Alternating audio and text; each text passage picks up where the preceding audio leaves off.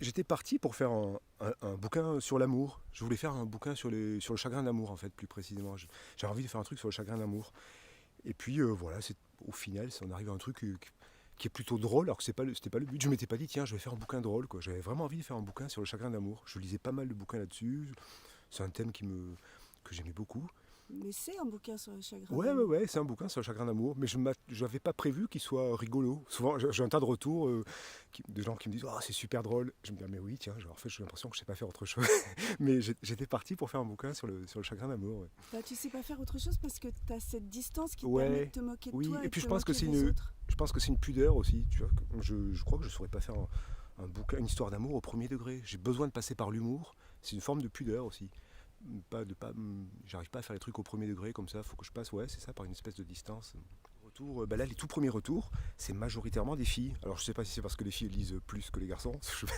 C'est peut-être un cliché, mais ouais, c'est marrant parce que ça parle. Bah, moi, je trouve ça assez plaisant parce que tout d'un coup, on efface ces barrières où on pense que les mecs, c'est que les mecs, ils vont pas attendre toute la soirée pour savoir si on va lui faire une réponse à son SMS. On est dans les mêmes angoisses. En Mhm. fait, c'est des angoisses humaines. Ah oui, là, je crois que pour le coup, on est tous. On a tous les mêmes angoisses, quoi. C'est pas une histoire de garçon, de fille, d'âge, de quoi que ce soit. Enfin, c'est pour ça que ouais, l'amour, c'est un truc universel. Là, pour le coup, on est tous dans la même panade, quoi. Quand quelqu'un répond pas à 17h24, on est tous angoissés, qui qu'on soit, quel que soit le milieu. C'est un truc assez universel. Ok. Et pourquoi le discours? Alors, cette idée, elle t'est venue comment? Il me fallait une espèce de fil rouge, parce que j'avais envie de parler d'un.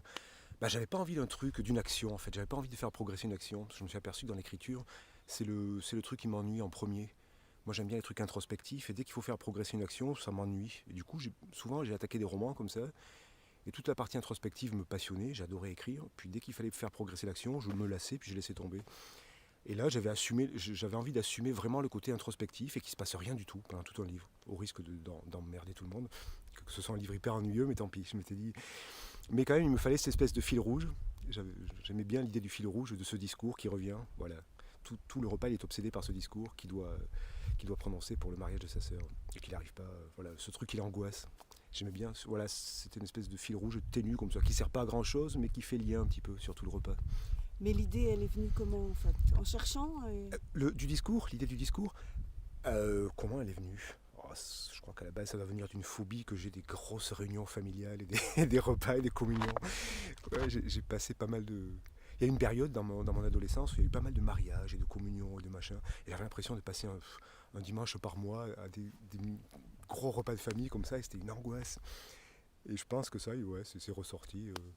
C'est ressorti comme ça. Ouais, c'est un symbole familial, le mariage ou la communion, le gros repas de famille où toute la famille se.